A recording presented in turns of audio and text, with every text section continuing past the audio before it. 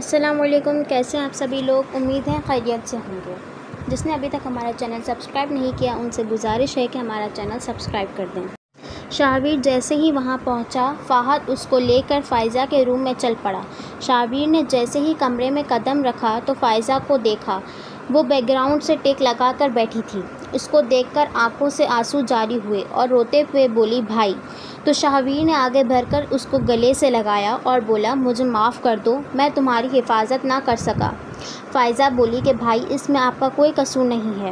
فہد فائزہ کو روتے ہوئے نہیں دیکھ سکا اور کمرے سے چلا گیا۔ شاہویر نے فائزہ سے کہا کہ تم مکمل ٹھیک ہو جاؤ، پھر تمہیں اپنے گھر لے جاؤں گا، لیکن اس سے پہلے تمہیں مجھ سے وعدہ کرو کہ میں تم سے جو مانگوں گا دو گی۔ وہ بولی کہ بھائی، مجھے آپ پر بھروسہ ہے، جو آپ کہیں گے وہی کروں گی۔ شاہویر اس کی بات سن کر پرسکون ہو گیا اور گھر جانے کے ارادے سے کمرے سے نکل گیا۔ وہ گھر پہنچا تو دل آویز سامنے ہی صوفے سے ٹیک لگا کر بیٹھی تھی۔ شاہویر کو دیکھ کر کچھ عجیب لگا۔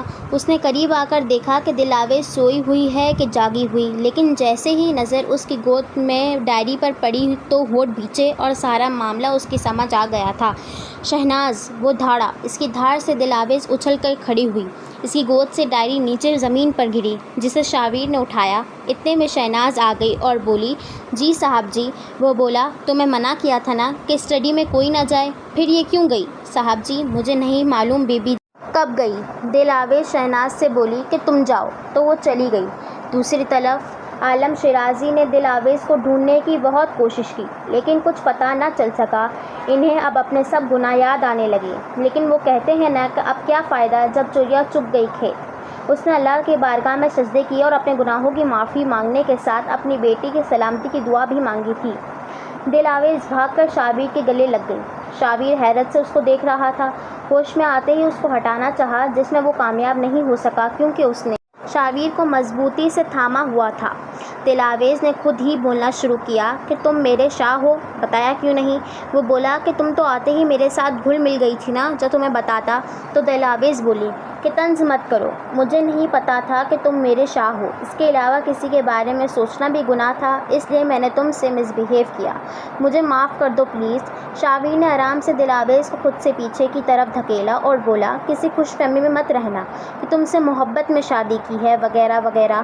میں نے صرف تمہارے باپ سے بدلہ لینے کے لیے تم سے دوبارہ نکاح کیا ہے۔ یہ سن کر دل آویز مسکرائی اور چلتی ہوئی اس کے سامنے آ کر رکی اور اپنے بازو کا ہار شاہویر کے گردن کے گرد باندھا اور اس کے لبوں پر اپنے لب رکھ دیے اور دھیرے سے اپنی سانسیں شاہ میں ڈالنے لگی۔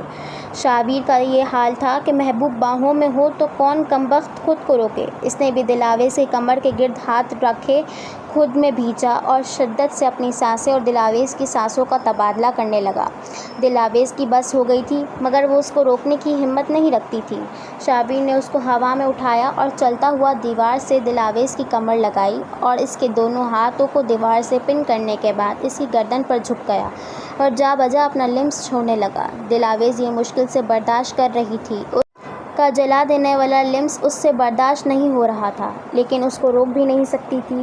شاہویر مدہوش تھا کہ موبائل کی رنگ نے اس کو ہوش کی دنیا میں لا پٹکا۔ اس نے فون کال اٹینڈ کی تو زبیر کی کال تھی اور وہ اس کو بلا رہا تھا۔ اس نے اوکے کہہ کر فون بند کیا اور دل آویز کی طرف مڑ کر بولا کہ تمہیں کیا لگتا ہے ان اداؤں سے میں بہک جاؤں گا؟ نہیں، بلکہ تم اس سے قابل ہو ہی نہیں کہ میں تمہاری روح میں اتروں۔ تم سے تو بدلہ لینے کے لیے شادی کی ہے،